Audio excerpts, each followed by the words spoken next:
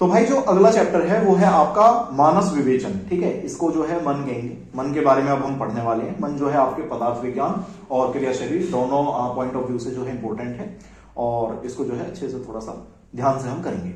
इसमें क्या है, जिसके द्वारा कुछ जाना जाता है उसे मन कहते हैं, जिसके द्वारा हम कुछ ग्रहण करें उसे मन कहते हैं।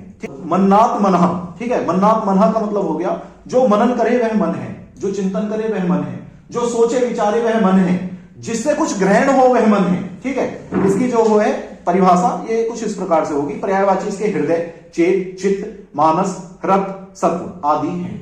इसके अलावा मन जो है अति इंद्रिय है। अति इंद्रिय इसको इसलिए कहा गया है क्योंकि ये सभी इंद्रियों के विषयों को ग्रहण करता है। इसका कोई एक विषय अलग से नहीं बताया गया है। ठीक है, तो इसमें क्या है, सभी इंद्रियों का विषय निर्धारित है, परंतु मन का कोई पर्टिकुलर विषय जो है निर्धारित नहीं किया गया है कि भाई मन सिर्फ ये काम करे। ठीक है, मन जो है सभी इंद्रियों के विषयों को ग्रहण करने की क्षमता रखता है। वह यदि मन जो है अपने स्थान पर ना हो या सही से कार्य ना करे तो इंद्रियां अपने विषयों को जो है ग्रहण नहीं कर पाती हैं। ठीक है, इट मीन ये अपने चिंतन आदि विषयों के अलावा इंद्रियों के विषयों को भी ग्रहण करता है। बिना मन के इंद्रियां अपने विषयों का ग्रहण नहीं कर सकती। यह इंद्रियों के व्यापार का मूल है। यदि इंद्रियों को अपने विषयों से ज्ञान ग्रहण करना है, यदि आंखों को देख के उस चीज को पहचानना है, जानना है, यदि किसी स्पर्श को छू के किसका था, कैसा था, क्या था पहचानना है, तो मन का होना जरूरी है एक स्थान पर। यदि मन जो है आपका अनवस्थात है तो उस कंडीशन में क्या होगा, आप उस ज्ञान को ग्रहण नहीं कर पाओगे। ठीक है, तो इसमें क्या है कि यदि आपका जो मन है यदि वो अपने स्थान पर नहीं है तो इंद्रियां अपने विषयों को ग्रहण नहीं कर सकती। इंद्रियां अपने विचार, जो इंद्रिय अपने व्यापार है उसको तभी संपादित कर सकती हैं, तभी उसको कर सकती हैं संपन्न, जब मन जो है साथ देगा। ठीक है, तो जो इंद्रियों के व्यापार का मूल है उसे मन कहा गया है। मन के द्वारा ही ज्ञान उत्पन्न होता है, वह ग्रहण किया जाता है।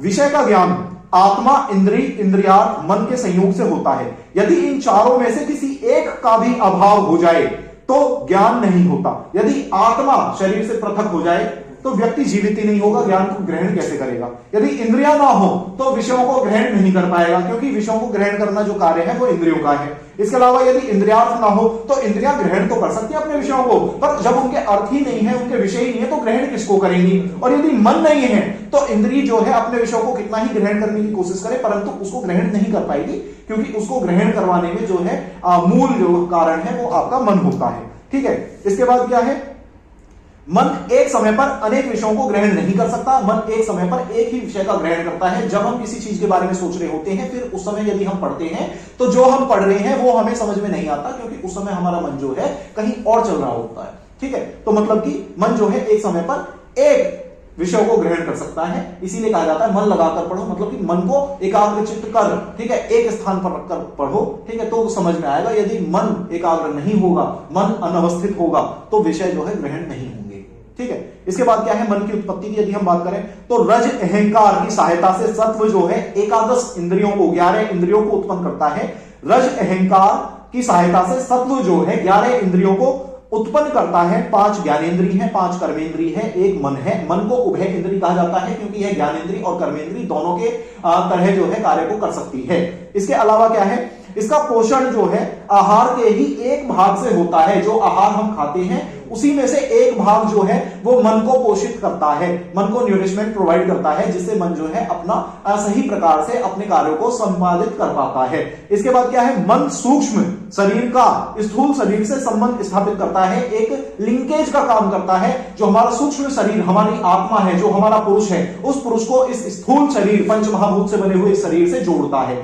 इसके बाद गर्भ की उत्पत्ति में महत्व, शुक्र शोणित जीव आत्मा, शुक्र शोणित जीव आत्मा, शुक्र शोणित आत्मा मन, जब ये चारों, शुक्र शोणित आत्मा मन, जब ये चारों का संयोग होता है तो गर्भ की उत्पत्ति होती है। यदि इन चारों में से किसी एक का भी अभाव हो तो गर्भ नष्ट हो जाता है या गर्भ उत्पन्न नहीं हो पाता है। इसके बाद क्या है, मन ही हमें विषयों का सुख या दुख बोध कराता है। जो विषय हम ग्रहण करते हैं उससे हमें सुख मिलेगा या दुख मिलेगा, वो जो है मन की वजह से हमें प्राप्त होता है, जान पाते हैं, उसे हम ग्रहण कर पाते हैं। क्योंकि जो चीज मन के अनुकूल है वो उसके लिए सुख है, जो मन के अनुसार हो रहा है वो सुख है। जो भी मन के विपरीत होता है, जो भी हमारे मन के विपरीत होता है उसे हम दुख मानते हैं। ठीक है। इसके बाद क्या है, मन के स्थान की यदि बात करें तो सभी आचार्यों ने मन का स्थान हृदय को माना है, परंतु आचार्य भेल ने सिर व तालु के मध्य में मन को माना है। सिर, सर, तालु, जीभ, इसके मध्य में मतलब कि मस्तिष्क, ठीक है, दिमाग को मन माना है। मन का लक्षण ज्ञान का भाव व अभाव कराना। ज्ञान का भाव, यदि मन एकाग्र है तो ज्ञान होगा, यदि अनअवस्थित है तो ज्ञान का अभाव होगा, ठीक है, ज्ञान ग्रहण नहीं होगा, चाहे इंद्रियां कितना ही कोशिश कर लें। यह एक है, मन जो है एक है।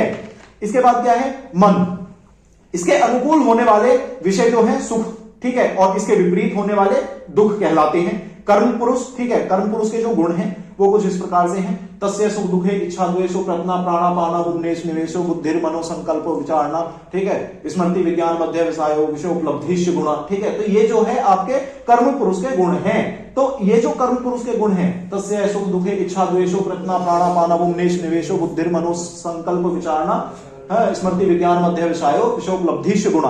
तो ये जो गुण हैं ये आपके जरूरी इसलिए हैं क्योंकि इन्हीं गुणों को आप आत्मा में भी लिख सकते हो, ठीक है। तो ये आपके दो जगह काम आ सकते हैं। इसमें क्या है, मुख्य रूप से किसी चीज की अभिलाषा होना, इच्छा होना, ठीक है, अरीति द्वेष होना, किसी चीज से कार्य करने को प्रेरित होना, ठीक है, ये सब जो है उत्साह जो होता है ये कर्म पुरुष का लक्षण है। आंखें खोलना, आंखें बंद करना, ठीक है, निश्चयात्मक बुद्धि, ठीक है, संकल्प होना, उन्मेष निमेश, ये सब जो है आपके कर्म पुरुष के गुण हैं। तर्क वितर्क से वस्तु का निश्चय करना, ठीक है, वाद विवाद होने के बाद किसी एक फाइनल डिसीजन पे पहुंचना, विचारना आदि, ये 16 जो कर्म हैं, ये जो 16 गुण हैं ये कर्म पुरुष के गुण हैं। इसके बाद इन्हें कला भी कहते हैं, 16 कलाएं यही हैं, ठीक है। अब यदि हम मन के गुण की बात करें तो मन जो है वो अणु है। अणु मतलब होता है बहुत सूक्ष्म, मन जो है दिख नहीं सकता किसी को भी, ठीक है, यह एक है, इसीलिए एक समय पर एक ही विषय को ग्रहण करने में यह सक्षम होता है।